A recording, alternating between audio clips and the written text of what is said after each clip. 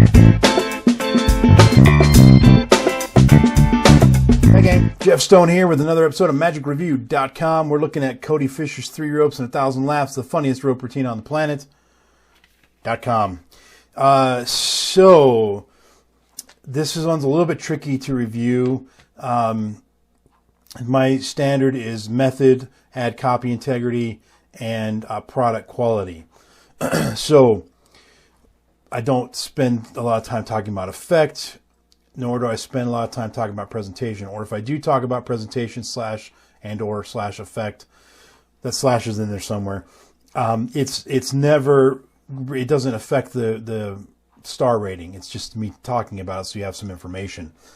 But today I have to let that change a little bit because it's claiming to be the funniest routine, and it's this whole, the pitch here is it's presentation. You're buying a presentation. So I have to address that a little bit. Now, whether or not it's funny it's all subjective. You spend, I imagine guys that are like stand-up comedians, like nothing's funny to them anymore. They've just heard it all. It's like us watching a magic trick and you're like, yeah, because you know what's going on. So I'm not going to judge if it's funny or not, other than to tell you that the audience he performed for seemed to be having a good time and laughing, and it seemed funny, and there was a lot of good laughs in there. So I'll let that just kind of speak for itself. The problem I have with this is typically when you get something like this, you're buying somebody's original presentation idea, and there's really hardly anything original in here at all. It's all the same hackneyed lines, the manhood jokes about the length of the rope that I just think are tacky, but that's your opinion. It can be different, it's fine. But bottom line is, whether that's a good line or a bad line is irrelevant. It's been done to death. I mean, that's nothing new. Those jokes are old. I mean, I've seen Jeff Hobson. I've seen him do that, 15, 20 years ago.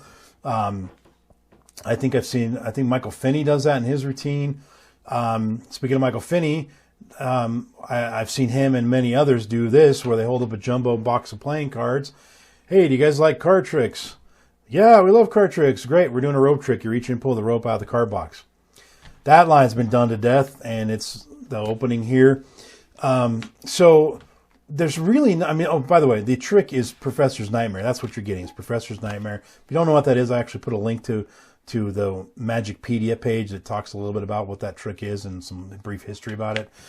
But the short answer is you have a little short piece of rope, a medium piece of rope, and a super long one, and, abracadabra, they all become the same length. The end. That's the basic trick. Or they go back to being their other size. Now he adds a couple things in that, presentation-wise, that it may be worth considering, where he talks about how to start with a full-length piece of rope and cut it right there on stage to get ready for it. And if you know about the Professor's Nightmare, you know that it's not a simple thing. You can't just cut the rope. You have to cut it a certain way to make the trick work. And so he shows you how to do that on stage, and then he ends with a full restoration back to one piece. So it has a nice full circle feel to it. So that may be something you're interested in. Method-wise, he hasn't changed a thing. He does have some pro tips that are handling tips, I should say, that only a pro would know. Clearly, he's done the routine 1,000 times, because these are little tips and tricks that only a pro would know. And those things, to me, are definitely worth looking at. And if you're a working pro and you do this routine, or you're thinking about doing it, this would definitely be a good resource to learn how to do the routine and to get some good pro tips on how to do it. As far as the production quality, it's produced well, it's taught well. He covers everything in depth. And again, there are some pro tips on there. He's added into it a magic wand, a breakaway wand, and more manhood jokes ensue with that as well. So there's that. And then there's a line that he actually used, which I detail this out in the written review if you want to go read the exact specifics of it. But the guy, one of the volunteers was coming up on stage, and I thought, man, it'd be funny if the guy on stage said this. And sure enough, the volunteer said exactly what I thought might be a funny line. But it's because Cody Fisher told him to. He whispers it in his ear right before he says it. And it turns out that line, he got that from Billy McComb years ago. So I feel like I'm in good company there. You know, I had the same idea that Billy McComb did. That's pretty sweet. And he's using it. And so, you know, if you know Billy McComb, that dude was funny. And so that, if you're going to do that presentation with all the manhood jokes, then that line adds a little bit of something to it. But I just didn't feel this was original enough that it warrants this hype of the funniest, rope routine. And they, nowhere do they say that it's original. So I'll give them credit for that. But it's, it says not only will Cody share every detail of his routine with you, he'll also share a valuable advice on how to create more comedy with your magic and how to play your comedy to different audiences. That's all true. It just leads you to believe his routine. This isn't his routine. This is every magician's routine that's ever done Professor's Nightmare, with a few tweaks here and there in the presentation. I got one brewing here, guys. Hang on. A little tickle working its way up. Anyway, so with that said, this being hey, here's the routine you should do. Buy this one. And you're basically buying the same hackneyed lines that all the magicians use for the most part. It's hard for me to give this a super great rating. But the pro tips on there, and it comes with a PDF that's got a lot of extra ideas on it, like 7 or 8 page PDF. Sorry about that. It's got some good alternative handling, some tips and ideas. And he does tell you how to clean this up so you can do it in any venue, which I think that's a good tip. He also tells you how to make it a little bit more not clean.